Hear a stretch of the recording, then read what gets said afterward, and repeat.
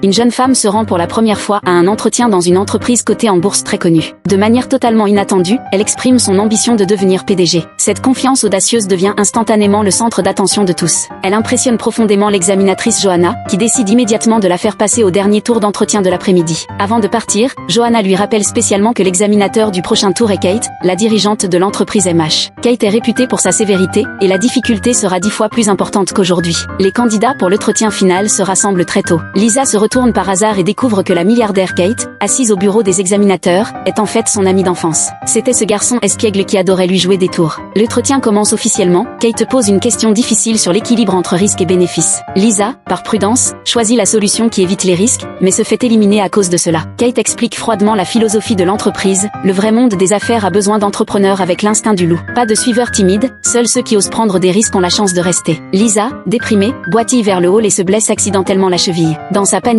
elle renverse aussi le cadre photo de la dame de ménage. Sur l'image, c'est justement le portrait de Kate. Elle ne peut s'empêcher de se plaindre de sa malchance aujourd'hui. À ce moment, l'assistante lui tend un pansement, prétendant que c'est un cadeau de consolation pour les candidats éliminés. Lisa considère ce geste comme une moquerie pure et simple. Elle emprunte le téléphone de l'assistante et appelle directement Kate. Elle déverse toute sa colère et sa frustration. Finalement, elle colle fermement le pansement sur l'écran du téléphone en signe de protestation. Cependant, après le départ de Lisa, Kate demande secrètement à son assistante de lui trouver un travail de consultante. Avec un salaire annuel d'au moins 800 000 €, et promet même de fournir gratuitement des conseils professionnels à cette entreprise pendant un an entier. L'assistante est perplexe face à cette décision, mais ne sait pas que Kate nourrit des sentiments particuliers pour Lisa depuis l'enfance. Il s'inquiète encore plus que sa constitution fragile ne puisse supporter l'environnement de travail très stressant d'une banque d'investissement. En fait, pendant l'enfance, Lisa était en train de lire quand un cafard sur son épaule l'a effrayée. La peur excessive l'a fait s'évanouir. Selon le diagnostic du médecin, elle souffre d'une maladie rare due à sa constitution particulière. Ses larmes pourraient constituer une menace pour sa vie. Le père de Lisa a donc supplié Kate de veiller sur elle à l'école, pour l'empêcher de s'émouvoir et de pleurer. Mais les choses ne se sont pas déroulées comme prévu.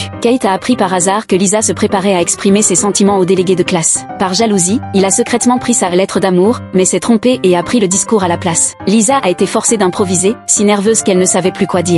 Des sifflets s'élèvent dans l'audience. Cette énorme humiliation l'a fait pleurer malgré elle, et elle s'est de nouveau évanouie. Kate s'est précipitée sur scène pour la réveiller, mais Lisa a pensé que tout cela était une farce qu'il avait soigneusement planifiée. Après son réveil, Lisa a choisi de changer d'école pour s'éloigner. 10 années ont passé, la jeune fille et le jeune garçon d'autrefois se retrouvent en tant qu'examinateur et candidate. Lisa raconte cette histoire à sa meilleure amie. Sa copine au caractère impulsif a immédiatement une idée géniale pour se venger de Kate.